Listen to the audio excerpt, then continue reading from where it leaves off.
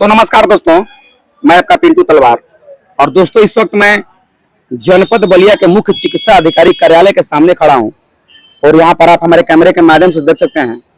यहां पर कुछ नौजवान बेरोजगार जो बीएमएस डॉक्टर, इनके साथ बीएचएमएस भी डॉक्टर हैं, जो आज मुख्य चिकित्सा अधिकारी कार्यालय पर आए हुए हैं। इनका क्या मामला है और ये दर्जनों की संख्या में है, इनका क्या मामला है, हम इनसे पूछते हैं कि क्या वजह थी जो आप यहाँ पर जिला चिकित्सा अधिकारी कार्यालय पर आए हुए हैं। क्या नाम हुआ सर आपका? डॉक्टर अविनाश गौरव है।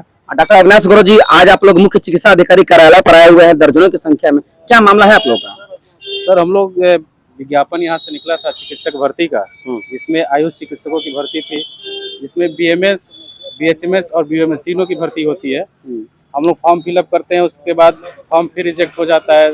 जिलाधिकारी फॉर्म नहीं रिजेक्ट होता है, भर्ती अपरिहार्य कारणों से स्थगित की जाती है जिलाधिकारी द्वारा।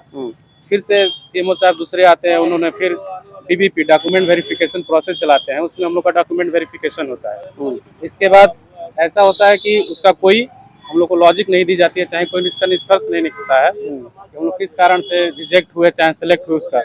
इसके बाद एक दिन जनपद बलिया में कितने लोग आप लोग फार्म भरे थे?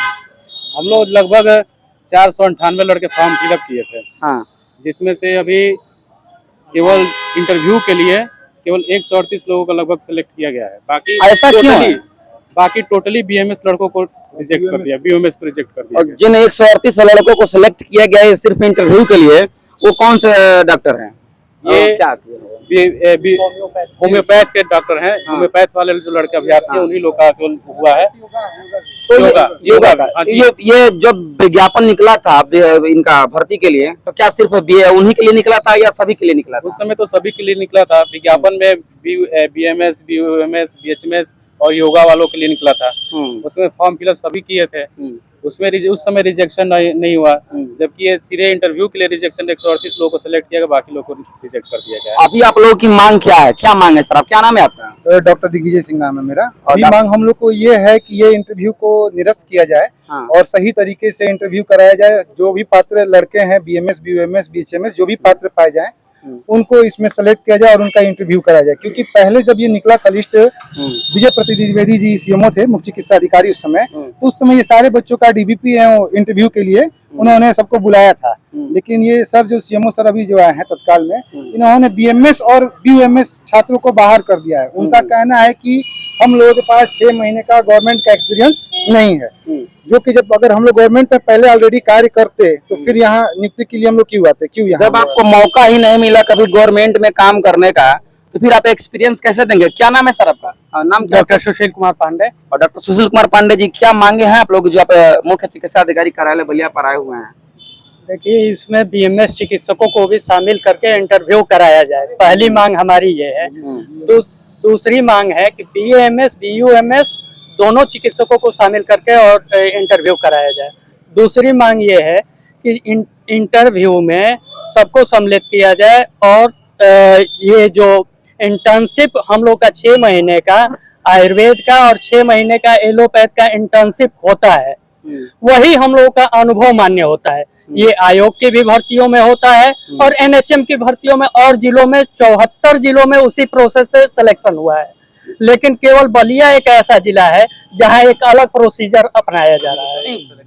बलिया तो बागी बलिया के नाम से जाना जाता है, फिर इस तरीके की यहाँ पर अलग व्यवस्था क्यों है? ये अब गाइडलाइन का पालन किस तरह से सीएमओ साहब कर रहे हैं वो वही बता सकते हैं। जहाँ तक हम लोगों का है कि हम लोग 6 महीने का राज्य गवर्नमेंट हॉस्पिटल से इंटर्नशिप कर चुके हैं, 6 महीने का आयुर्वेद हॉस्पिटल से इंटर्नशिप कर चुके हैं। इंटर्नशिप का तात्पर्य प्रोफेशनल व्यावसायिक डिग्री है, व्यावसायिक अनुभव है। तो व्यावसायिक अनुभव लेके ही हम आए हैं। जब हम ये कंप्लीट कर चुके हैं, उसके बाद से अगर आज हम किसी हॉस्पिटल में जाते हैं, सरकारी हॉस्पिटल में, कि हमको रखा जाए, तो किस आधार पे सीएमओ साहब अनुभव के लिए रखेंगे? कोई आधार नहीं रहेगा। आज अगर हम ही जाएंगे कि हमको सीएमओ साहब रख लीजिए, तो किस बेस पे वो हमको अनुभव के लिए रखेंगे? चलिए, और भी यहाँ पे कुछ डॉक्टर लोग हैं, इनसे हम आपको बात कराते हैं। निगम नाम मेरा। बताइए। जैसे कि मैं बताया, मैं ऑलरेडी गाजीपुर में प्रतीक्षारत सूची में शामिल हूँ और यहाँ साक्षात्कार से ही बाहर कर दिया गया है। ये ऐसा कई क्योंकि प्रदेश एक है, ही कई है। भाई, कई देश है। उत्तर प्रदेश की एनएचएम की गाइडलाइन एक ही है और गाजीपुर में मैं प्रतीक्षारत हूँ और यहाँ से बाहर किया गया है, साक्षात्कार से बाहर किया जा रहा है। बताइए। एक मुद्दा बहुत बड़ी है कि BHMS, BUMS और BMS तीनों आयुष चिकित्सक में आते हैं।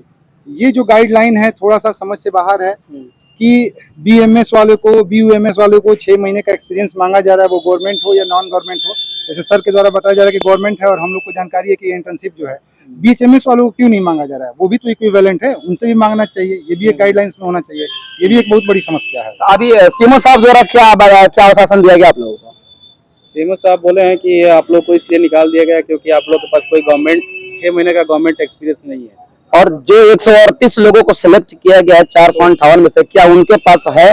उनके पास भी नहीं है, लेकिन वो कह रहे हैं कि उसमें गाइडलाइन में जियो में उसमें लिखा गया है कि होम्योपैथ के लिए कोई एक्सपीरियंस की जरूरत नहीं है। यदि आप लोगों का यह मांग पूरा नहीं किया गया है तो आप लोगों का अगला कदम क्या होगा? अगला कदम क्या होगा, हम लोग ऊपर तक जाएंगे।